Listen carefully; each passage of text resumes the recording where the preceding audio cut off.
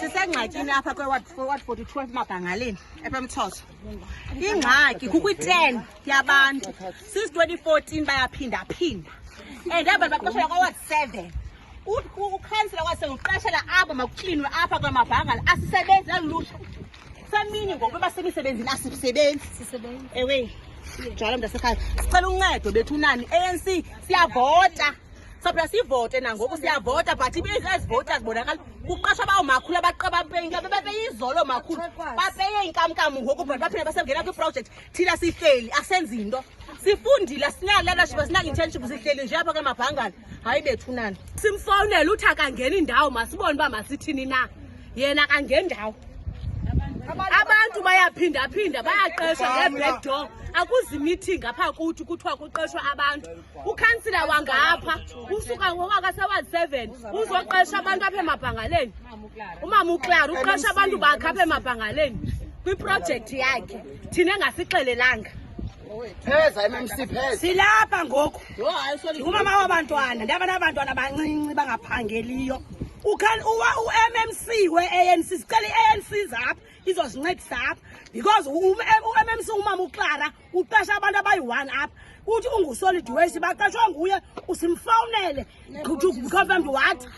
nguye baqashileyo bayosebeqonda basebenza apha eMabhangalweni siyabagxotha ngoba bazosebenza apha because sifuna apha kuze meeting abantu baqashwa meeting ezibakuqala ukwenziwa ngabahlali.